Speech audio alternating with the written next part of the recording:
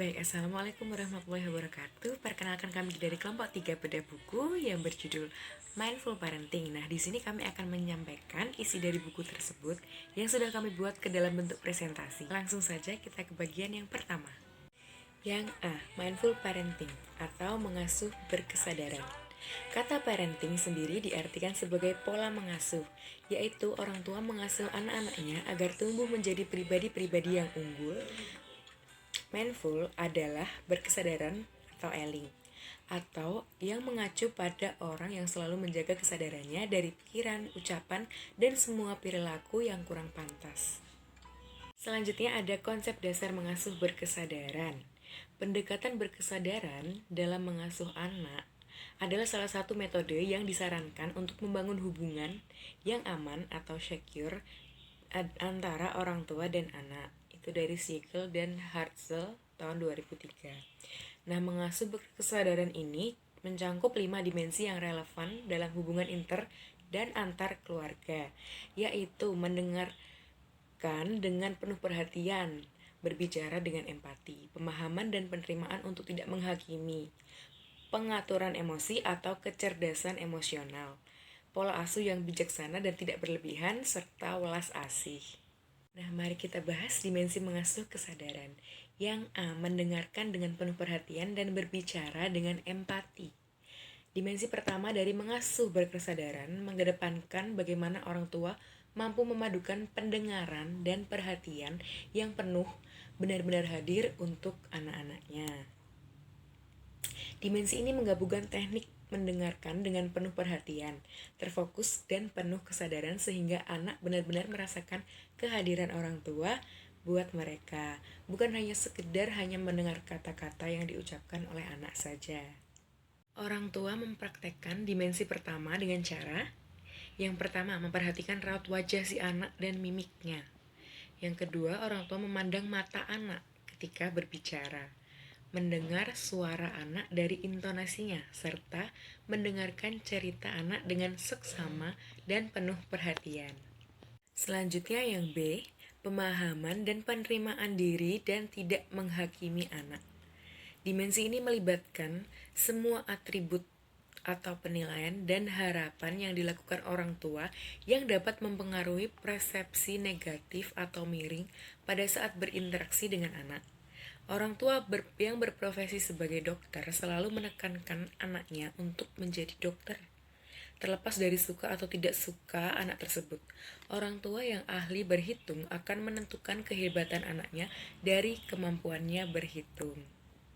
Mengasuh dengan berkesadaran untuk tidak melakukan tindakan atau tidak menghakimi diharapkan agar orang tua tidak memaksakan anak dengan ciri-ciri, atribut, dan perilaku yang membebani anak. Tentu saja dalam hal ini bukan berarti sebagai orang tua kita pasrah dan melepas tanggung jawab untuk memberlakukan disiplin dan bimbingan hanya bila diperlukan.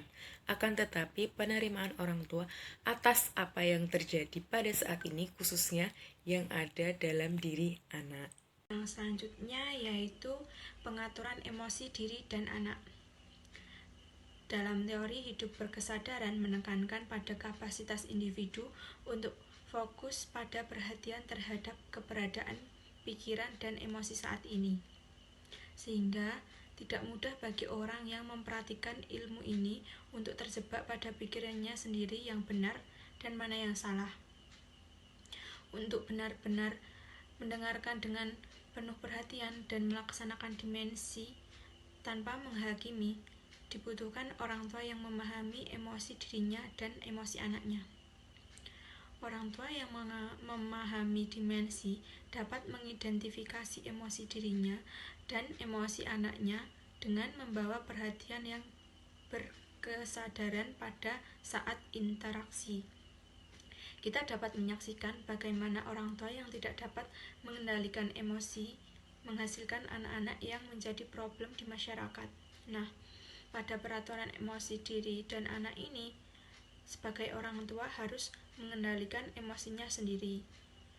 Nah, apabila orang tua dapat mengendalikan emosinya sendiri, maka orang tua akan dapat memahami emosi anaknya.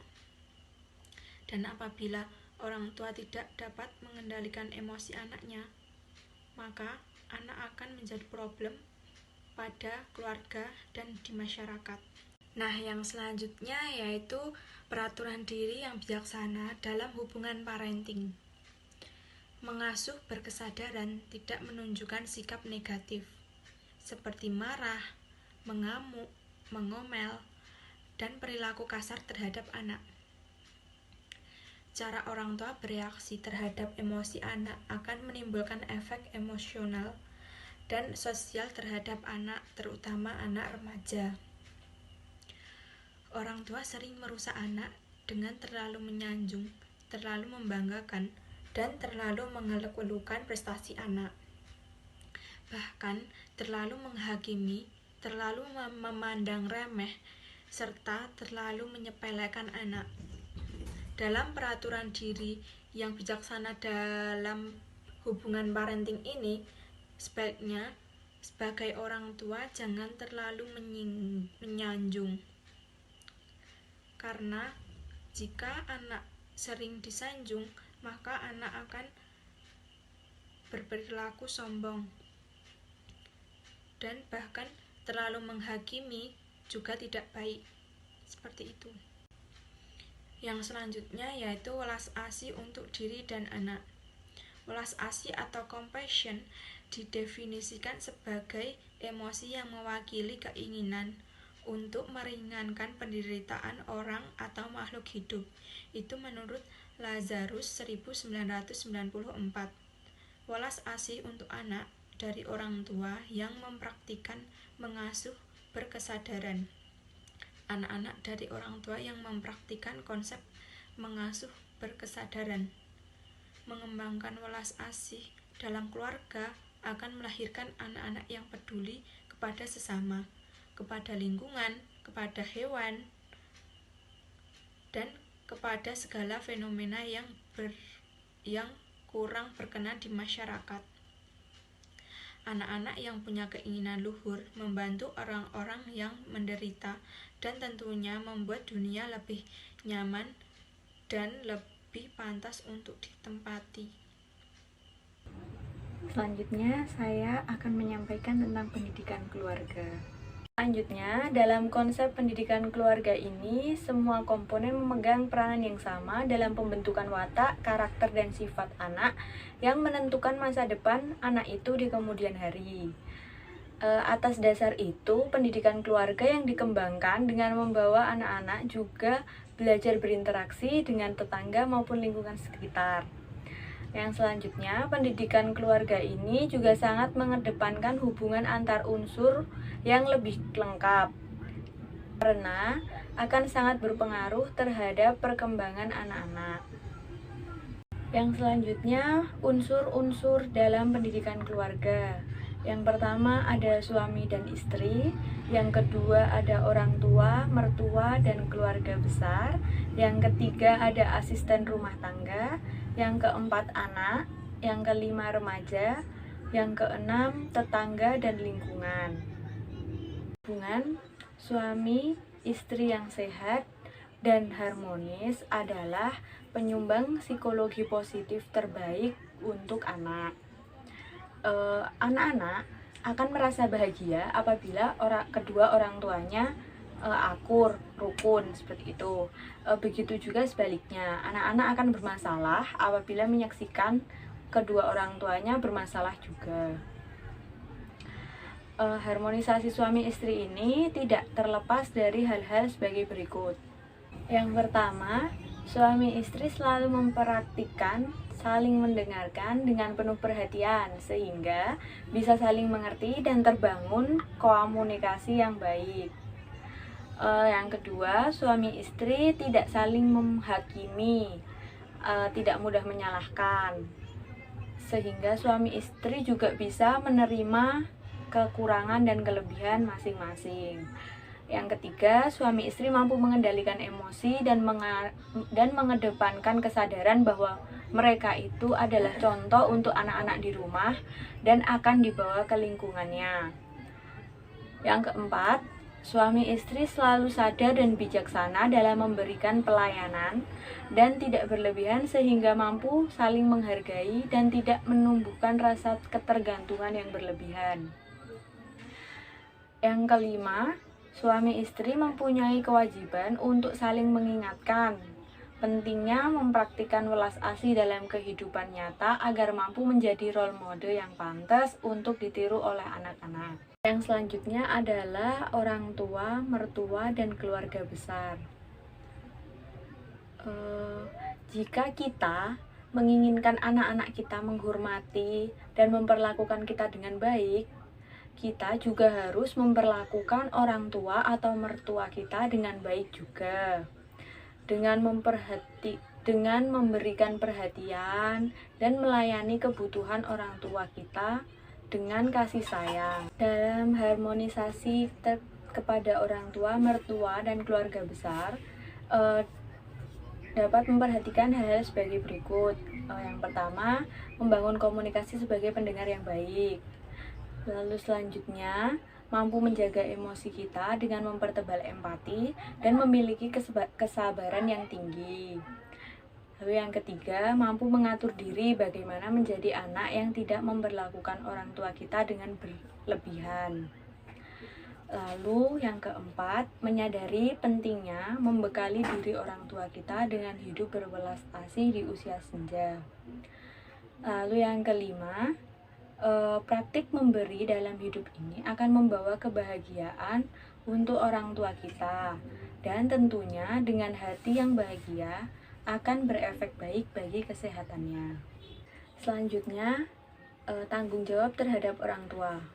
Tanggung jawab terhadap keluarga bukan hanya tanggung jawab kepada keluarga inti saja, melainkan tanggung jawab atas kedua belah pihak keluarga.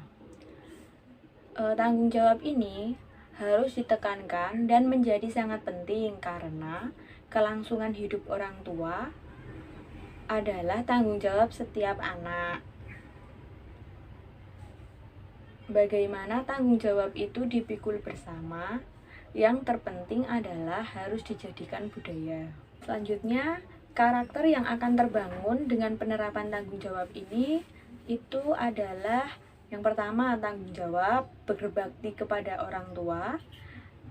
Yang ketiga, kerjasama antar saudara. Yang keempat, kerukunan. Yang kelima, welas asih. Dan yang terakhir, saling mencintai. Selanjutnya, pentingnya membangun keluarga besar. Keluarga besar ini sangat penting untuk keluarga inti. Kenyataannya, dalam kehidupan yang semakin disibukkan oleh pekerjaan, kurangnya waktu untuk bertemu dan berkumpul, seringkali kehadiran keluarga besar terabaikan, bahkan ada yang tidak saling mengenal. Oleh karena itu, kumpul keluarga menjadi salah satu alternatif untuk mengurangi hal tersebut.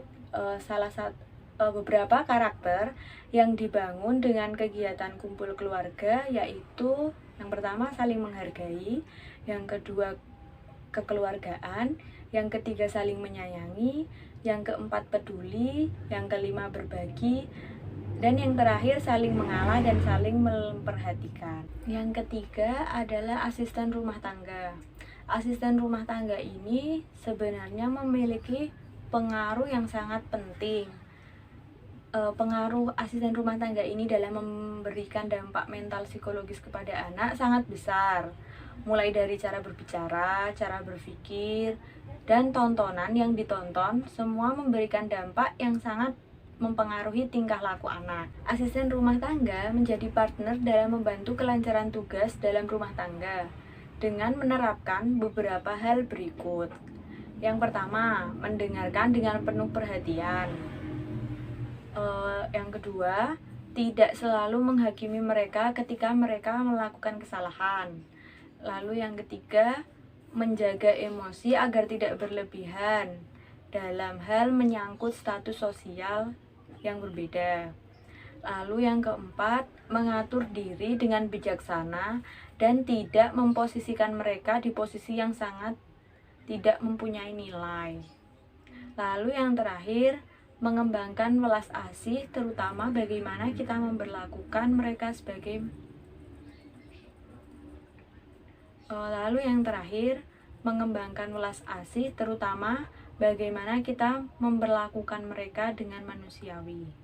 Peran asisten rumah tangga dalam pembentukan karakter anak itu sangat besar, mengingat interaksi mereka terhadap anak di rumah itu lebih banyak dibandingkan interaksi anak terhadap orang tuanya. Oleh karena itu, untuk mengatasi masalah ini seharusnya kita memperlakukan asisten rumah tangga dengan bijaksana, sehingga kita mampu memberikan contoh kepada anak bagaimana kita memperlakukan orang lain tanpa mempermasalahkan perbedaan yang ada. Selanjutnya, saya akan menyampaikan tentang balita sampai anak-anak. Menurut para ahli, untuk membentuk sebuah karakter diperlukan pengulangan selama 15 tahun. Berikut penerapan mindful parenting pada anak usia dini.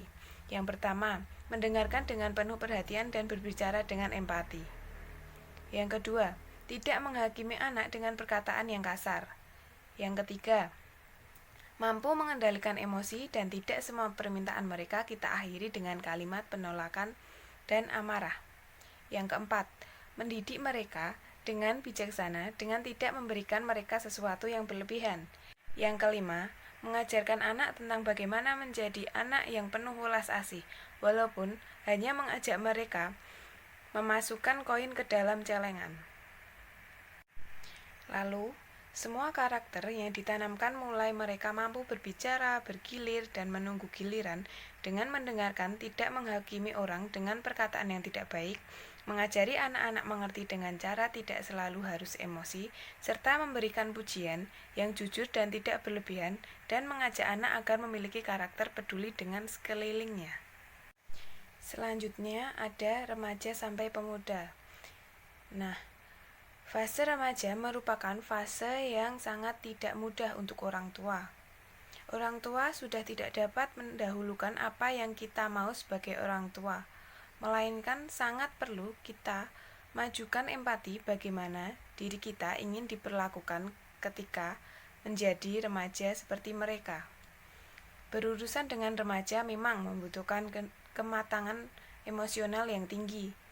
Berikut beberapa konsep mindful parenting yang dapat diterapkan untuk anak remaja di dalam keluarga. Yang pertama, ada mendengarkan dengan penuh perhatian. Sebagai orang tua, kita harus jauh lebih sensitif, karena remaja tidak lagi mengemukakan apa yang tidak dia suka dengan menangis, melainkan dengan cara menyatakan langsung. Mereka merasa sudah besar dan tidak ingin diperlakukan seperti anak kecil lagi.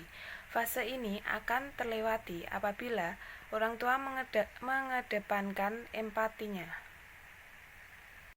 Yang kedua, tidak menghakimi mereka hanya melihat tingkah mereka yang tidak kita sukai, yang akan melukai perasaan mereka sehingga membuat mereka menjauh. Yang ketiga, tidak semua penyelesaian dengan emosi, karena remaja sangat sensitif, dipicu dengan perubahan hormon yang pasti sangat mengganggu emosi. Yang keempat, tidak berlebihan dalam memenuhi semua permintaan mereka, dan tidak semua tuntutan harus diluruskan dengan alasan kedewasaan yang lebih diukur dari sisi fisik. Yang kelima, lebih mendekatkan mereka ke arah kegiatan yang memunculkan welas asih. Misalnya, terlibat langsung bagaimana kepedulian yang bisa dimunculkan karena keteladanan dari orang tua secara nyata. Remaja dianggap suka membangkang atau melawan orang tua, sehingga orang tua menjadi pasrah. Seharusnya tidak demikian jika orang tua yang mengubah cara berkomunikasi dan menyesuaikan dengan perkembangan zaman yang dihadapi oleh anak remaja. Kunci berempati pada mereka bahwa di masa ini memang masa pencarian jati diri dan akan menjadi bekal kedewasaan mereka kelak. Tanggung jawab bukan ada pada orang tua semata, melainkan keterlibatan anak lebih dibutuhkan, sehingga mereka menjadi lebih bertanggung jawab. Mindful parenting yang memberikan ruang anak remaja untuk didengarkan dan berbicara. Niscaya kondisi ini akan membangun rasa percaya anak terhadap orang tua dan menempatkan orang tua sebagai pihak yang pantas untuk mencurahkan perasaan maupun dimintai pendapat. Yang selanjutnya ada tetangga dan lingkungan. Lingkungan sering diartikan kondisi di luar rumah yang sebenarnya tidak ada hubungan dengan keluarga inti, apalagi efek pembentukan karakter. Namun banyak sekali yang mengkambing hitamkan lingkungan dengan berbagai alasan, terutama ketika anak bertingkah di luar harapan orang tua.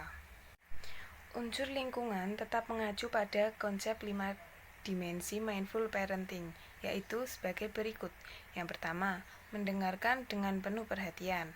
Yang kedua, mengajarkan keluarga untuk tidak menghakimi atas apa yang mereka lihat di lingkungan dan mendidik mereka untuk tidak membesarkan masalah kecil. Yang ketiga, mendidik keluarga untuk mengatur emosi diri. Yang keempat, mengajak keluarga untuk membangun dan mewujudkan situasi. Yang kelima, lingkungan yang penuh dengan welas asih akan sangat bisa diwujudkan jika kita membangun kepedulian yang menyangkut hak hidup orang banyak. Semua kondisi akan mempengaruhi pendidikan dan pembentukan karakter anak yang dimulai dari rumah, lingkungan sekitar, beserta orang-orang yang selalu bersama dengan anak-anak kita. Jadi, tidak benar jika parenting hanya dilihat dari sisi hubungan antara orang tua dengan anak saja, melainkan perlu sekali membangun satu kesatuan dengan pihak terkait dengan unsur yang sudah dijelaskan di atas, sehingga orang tua semakin yakin bahwa pembentukan karakter terbaik akan didapatkan. Nah, kurang lengkap rasanya kalau kita belum membahas nih tentang kelebihan dari buku tersebut. Jadi, menurut kelompok kami, kelebihan dari buku Mindful Parenting ini adalah mempunyai variasi desain visual yang dapat menggugah mata para pembacanya. Juga halaman yang tidak terlalu banyak dan mudah dimengerti karena dijelaskan secara singkat. Selanjutnya ada kekurangan dari buku PDF ini, yaitu terdapat beberapa teks yang salah dalam penulisannya dan beberapa teks terlihat tidak rapi atau kurang rapi. Baik, sekian presentasi dari kelompok 3 Mindful Parenting. Semoga presentasi ini dapat membantu teman-teman dan bermanfaat bagi teman-teman semua. Terima kasih. Wassalamualaikum warahmatullahi wabarakatuh.